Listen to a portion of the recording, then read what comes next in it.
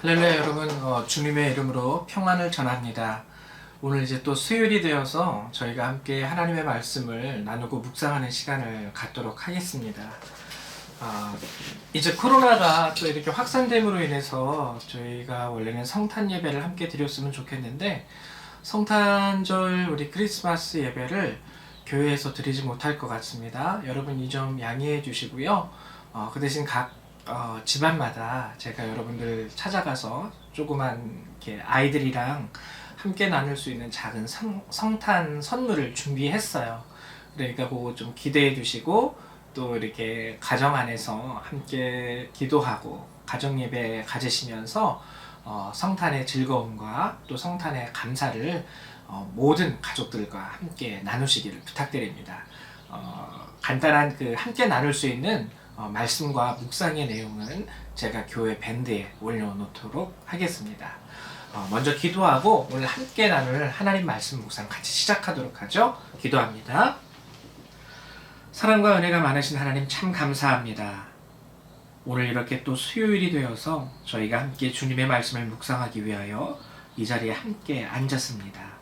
하나님 도와주셔서 비록 예배드리지 못해도 이 시간 말씀을 나눌 때에 하나님의 은혜가 우리 각 사람에게 임할 수 있도록 도와주시고 또 연말 하나님 주의 축복과 은혜 가운데 한 해를 돌아보며 감사함으로 잘 마무리하고 또 새롭게 시작되는 새해를 주님 앞에 의탁하며 기도함으로 시작할 수 있는 우리 성도님들 될 수 있도록 도우시고 축복하여 주옵소서. 오늘도 함께 하실 주님의 은혜를 사모하며 우리 주 예수님의 이름으로 기도했습니다. 아멘. 오늘 함께 보실 하나님의 말씀은 고린도전서 5장 1절에서부터 8절의 말씀을 함께 나누려고 해요. 5장 고린도전서 5장 1절에서 8절입니다. 함께 찾아보도록 하시죠. 신약 성경 268페이지에 있습니다. 고린도전서 5장 1절에서 8절 제가 교독하도록 하겠습니다. 너희 중에 심지어 음행이 있다 함을 들으니 그런 음행은 이방인 중에서도 없는 것이라 누가 그 아버지의 아내를 취하였다 하는도다. 그리하고도 너희가 오히려 교만하여져서 어찌하여 통한이 여기지 아니하고 그 일 행한 자를 너희 중에서 쫓아내지 아니하였느냐. 내가 실로 몸으로는 떠나 있으나 영으로는 함께 있어서 거기 있는 것 같이 이런 일 행한 자를 이미 판단하였노라. 주 예수의 이름으로 너희가 내 영과 함께 모여서 우리 주 예수의 능력으로 이런 자를 사탄에게 내어주었으니 이는 육신은 멸하고 영은 주 예수의 날에 구원을 받게 하려 함이라. 너희가 자랑하는 것이 옳지 아니하도다. 적은 누룩이 온 덩어리에 퍼지는 것을 알지 못하느냐. 너희는 누룩 없는 자인데 새 덩어리가 되기 위하여 묵은 누룩을 내버리라. 우리의 유월절 양 곧 그리스도께서 희생되셨느냐. 이러므로 우리가 명절을 지키되 묵은 누룩으로도 말고 악하고 악의에 찬 누룩으로도 말고 누룩이 없이 오직 순전함과 진실함의 떡으로 하자. 아멘. 고린도 전서 안에 있는 하나의 정말 놀라운 사건이죠. 폐륜적인 사건이 일어났습니다. 자식이 그 아버지의 아내를 취하였다라는 말이 나오고 있어요. 우리가 추측하기로는 그 아버지의 아내라고 했을 때 친모라기보다 계모 또는 우리가 흔히 알 수 있는 그 당시에 어떤 첩을 두었다면 그 아버지의 첩, 우리 보면은 구약 성경에서도 압살롬이 다윗의 후궁들 첩들과 함께 동침하는 이야기가 나오지 않습니까? 그런 이야기들을 오늘 성경에서 이야기하는 거라고 여러분 이해하시면 될 거예요. 근데 어쨌거나 이것은 악한 일입니다. 악한 일이에요. 근데 이 악함을 보고도 고린도 교회 안에 그 악함에 대한 교회의 판단이 없었다라는 거죠. 그래서 이 사건을 보고 오늘 바울이 고린도 교회에 한탄하면서 얘기하는 내용이 오늘 함께 읽은 본문의 내용입니다. 이 본문을 통해서 우리가 교회 안에서 가져야 할 참된 마음을 성도로서 우리는 사람이잖아요. 인간이기 때문에 하나님의 말씀을 알고 또 하나님의 은혜를 알매도 불구하고 아직까지 우리 안에 있는 죄성으로 인해서 우리의 삶을 살아가다 보면 목사님이든 뭐 장로님이든 권사님이든 가리지 않습니다. 이 죄성은 생명을 가지고 살아가는 모든 인간에게 여전히 살아있어요. 유혹이 되고 그리고 넘어지기도 합니다. 신앙이 훌륭하거나 훌륭하지 않거나 상관없이 우리는 넘어질 수밖에 없는 연약한 존재예요. 그러면 이렇게 교회 안에서 일어나고 있는 죄에 대해서 우리는 하나님을 믿는 자로서 어떻게 그것을 판단하고 받아들이고 또 그것에 대해서 어떠한 결론을 내려야 할 것인가? 쉽지 않은 문제입니다.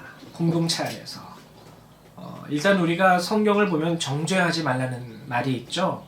그리고 또 이렇게 사랑은 모든 죄를 덮느니라 해가지고 또 이렇게 사랑해야 되고 용서해야 된다라는 말을 우리가 익히 알고 있습니다. 그리고 타인의 문제에 대해서 개입하는 것이 그렇게 즐거운 일만은 아니에요. 자칫 잘못하면 원망을 얻을 수도 있고 하기 때문에 그래서 교회 안에서 일어나는 여러 가지 그런 죄된 현상들, 모습들에 대해서 우리가 어떻게 보면은 선하게 생각하면 관용으로 그 허물을 덮어주고 포용하려고 애쓰는 모습, 그리고 또 다른 모습으로는 그것을 포용하지 못하고 그것을 좀 이렇게 지적하면서 나가는 모습, 어떤 것이 옳은 것인지 우리가 참 헷갈리는 경우가 많이 있어요. 또는 그런 문제 자체에 참여하는 게 솔직히 육신적으로 보면 귀찮은 일이에요. 그렇기 때문에 우리가 이것을 그냥 무시하고 관여하지 않고 넘어가는 경우도 있는데 오늘 성경이 말하는 이런 교회 안에서 행해지는 악한 일들에 대해서 어떻게 우리가 어떠한 관점으로 접근을 하고 판단하는 것이 옳은 것인가? 일단 결론적으로 말하자면은 4절 5절을 제가 한 번 더 읽어드릴게요. 우리 주 예수의 이름으로 너희가 내 영과 함께 모여서 우리 주 예수의 능력으로 이런 자를 사탄에게 내주었으니 이는 육신은 멸하고 영은 주 예수의 날에 구원을 받게 하려 함이라. 이 사도 바울의 판결입니다. 이런 일 행한 자를 이미 판단하였노라. 그러면서 일단 우리가 이 말씀 가운데에서 얻을 수 있는 성경의 말씀은 내치라는 거예요. 교회 안에서 내쳐라. 그리고 여기 8절에서도 보면은 순전함과 진실함의 떡으로 하자. 누룩이 없이. 그래서 그런 악을 허용하지 말아라 라는 의미로 우리가 받아들일 수 있습니다. 정확한 말씀이죠. 교회 안에서는요, 악을 허용하면 안 돼요. 그럼 우리가 죄 지은 사람 한 사람을 향하여 그 죄를 지을 때마다 지적을 하고 그리고 그 사람들을 내쳐야 되는 것일까? 교회의 거룩함과 순결함을 위해서. 그렇지 않습니다. 교회가 죄를 지적해야 되는 것은 맞는데요. 오늘 함께 읽은 본문 중에서 5절에 아주 중요한 내용이 있어요. 육신은 멸하고 영은 주 예수의 날에 구원을 받게 하려 함이라. 교회가 어떠한 죄된 모습을 보고 그것을 지적하고 그것을 정죄할 때요, 그것이 세상 법정이 지적하고 정죄하는 것과 교회가 지적하고 정죄하는 것은 질적으로 다른 차이점이 있습니다. 그것은 뭐냐면 교회는요, 신령한 유익을 주기 위하여 판단해요. 신령한 유익이라는 것은 무엇이냐면 결국에 그의 영은 주 예수의 날에 구원을 받게 하려 함이라. 우리 함께 신앙생활하고 있는 모든 형제와 자매들을 보면서 그들의 잘못된 점을 지적하고 그들의 잘못된 점을 판단할 때 항상 최우선적인 목적, 그것은 바로 그의 영을 살리기 위함에 있습니다. 이것이 신령한 유익이죠. 세상 법정은 그것이 아니죠. 그냥 죄를 지적하는 거예요. 너 이런 죄를 졌기 때문에 이런 죄에 합당한 이러한 형벌이 당신에게 주어질 것입니다. 죄의 값이에요. 그러나 교회는요, 죄의 값을 따지는 게 아닙니다. 죄의 값은 이미 예수님께서 다 치르셨어요. 이제 예수님 안에서 구원 얻은 성도로서 부름받은 우리는 이제 서로가 서로에게 신령한 유익을 주기 위해서 죄를 지적하는 거예요. 여러분 이렇게 생각하시면 좋을 것 같아요. 자, 어떤 여러분들 앞에 문제가 생겼습니다. 만약에 퍼즐을 맞추는 거예요. 퍼즐을 맞출 때 이렇게 복잡한 퍼즐을 맞추다가 보면은 잘못 맞추는 부분이 꼭 있죠. 퍼즐을 할 때. 그러면 두세 사람이 함께 퍼즐을 맞추다 보면은 한 사람, 이제 내가 퍼즐을 맞췄는데 잘못된 곳에 퍼즐에 잘못된 조각을 갖다가 얹혀놨어요. 그러면 다른 사람이 야, 너 이거 잘못했네. 여기는 이 전체적인 그림을 보니까 이 퍼즐 조각 이게 아니야. 이거야. 이 조각이 더 이게 맞는 것 같은데? 하고 쉽게 말하면 훈수를 더 줄 수 있겠죠. 그래서 퍼즐을 맞춰나가서 전체적인 그림을 완성해 갈 때 잘못된 퍼즐을 맞추는 모습을 보고 아니야, 이게 맞춰져야 돼. 이걸 맞춰야지 아름다운 그림이 완성될 수 있어.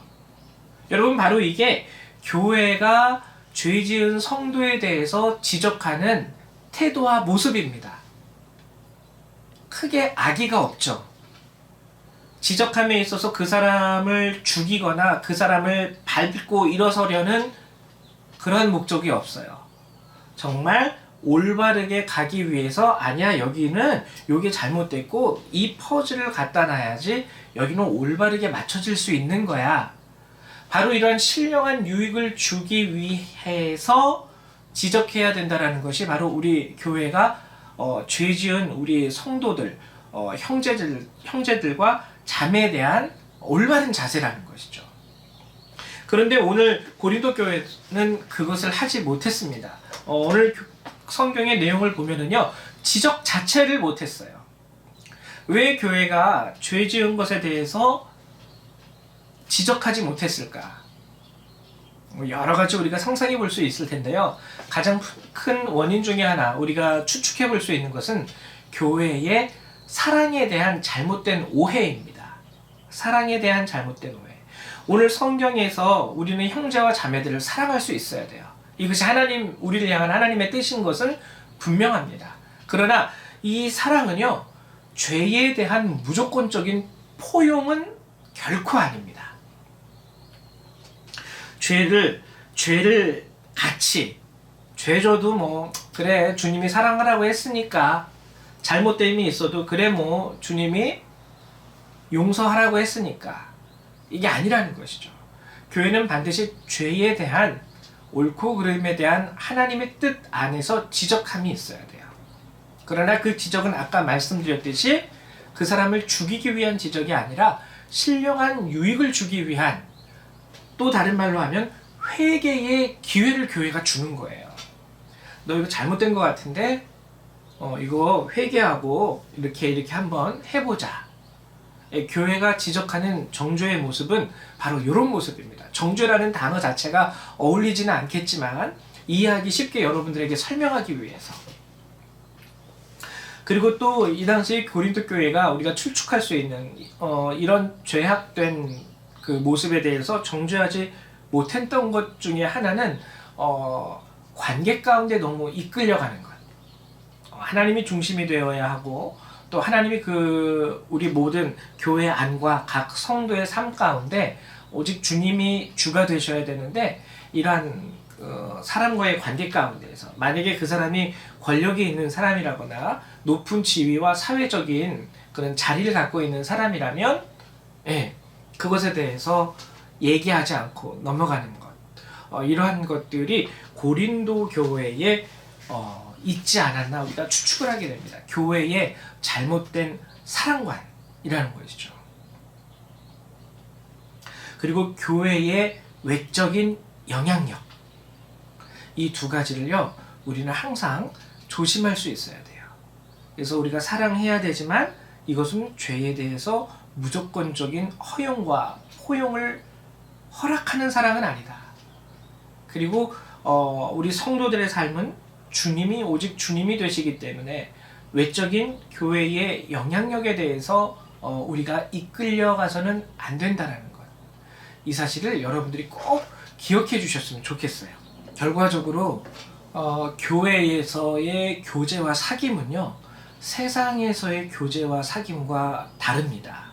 세상에서의 교제와 사귐은 좀 허물이 있고 죄가 있어도 이 사람과 내가 사귀게 되면 유익이 있기 때문에 그 유익을 쫓아서 같이 교제를 이어가게 돼요. 사귐을 이어가게 돼요. 그러나 교회 안에서는요, 그 사람과 교제하는 것과 그 사람과 사귀는 것에 있어서 유익이 있기 때문에 죄를 덮고 그 교제를, 그 사귐을 이어가게 된다는 것은 주님이 기뻐하시는 교회의 모습이 아니라는 것이죠. 오늘 고린도전서 5장의 말씀을 통해서 여러분들과 함께 나눈 것은 바로 이 사실입니다. 여러분, 교회 안에서 악을 허용하지 마십시오. 그러나 이 악을 허용하지 않는다는 것은 저주와 정죄와 미움이 아닙니다. 신령한 유익을 주기 위한 바로 잡음이라고 할 수 있어요. 바로 잡아주는 것. 이것이 정말 참된 사랑이에요. 우리 가운데 연약한 자들이 다 있습니다. 저도 연약해요. 그렇기 때문에 얘기해 줄 수 있고, 그렇기 때문에 기도해 줄 수 있고, 그렇기 때문에 함께 고쳐가자고 손잡아 줄 수 있는 것이 교회의 참된 교제와 사귐과, 그리고 우리가 가져야 할 참된 사랑의 모습이라는 것. 그래서 죄를 떨쳐버릴 수 있도록 회개의 기회를 주고 회개의 길로 함께 가자고 같이 가줄 수 있는 것.